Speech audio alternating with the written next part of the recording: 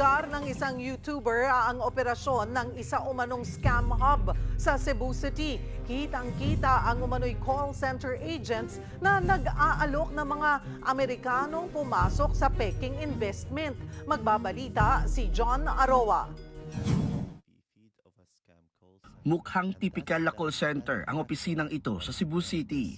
Pero sa tulong ng isang YouTuber na booking na scam hub pala yan. Sa video, abala ang mga agent ng isang nagpapanggap na outsourcing company sa pang-scam.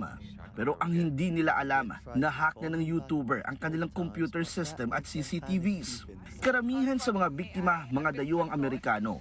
Isang taon minanmanan ng YouTuber ang mga galaw ng scam hub. Biniktima raw kasi nila ang kaibigan nito sa Peking investment deal. Oh, wonderful. In just 5 minutes, you make $6.61. Mrs. Cameron, okay, Eagle, congratulations. Okay, in just 5 minutes, you make $6.61. Congratulations! Nakunan din ng litrato ang mga umano'y scammer at ayon sa YouTuber, di bababa sa $68,000 ang nakukuha ng scam hub sa pangluloko. Sinubukan niya rin na kumonekta sa PNP pero di raw siya pinansin. Tanging ang DOJ Cybercrime Division lang daw ang nag-reply. Kaya nang makahanap ng tiyempo, pinadala ng YouTuber ang mga larawan at video sa floor manager ng scam hub. Dito sila nagkagulo at unti-unting nagsialisan. Ipinakita pa ng YouTuber ang lokasyon sa Barangay Kasambagan sa Cebu City. Agad namang naglabas ng pahayag ang pamunuan ng Skyrise Single dito. Sinabi nilang hindi sa kanilang gusali nag-ooperate ang nasabing scam hub. Agad na nagsagawa ng site inspection ng PNP sa lugar pero wala na silang inabutan. Napag-alaman na nirentahan lang umano nila ang isang area sa second floor ng gusali. Marami po, mag-check pa po tayo sa iba't ibang location.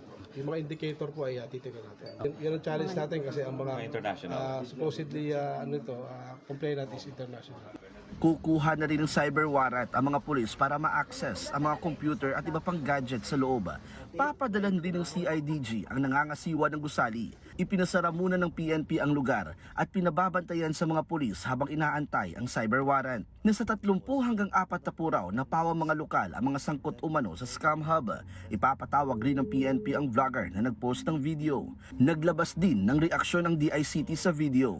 Whatever findings you have, we would entertain it, we would follow it up, and rest assured you have partners here in the DICT and the CICC, and as well as our other government agency partners willing and share your advocacy to put a stop to all these scammers. So I'm really addressing and encouraging all of you content creators which have scam busting, exposing these scam hubs as your content, to reach out to us, and we will partner up with you.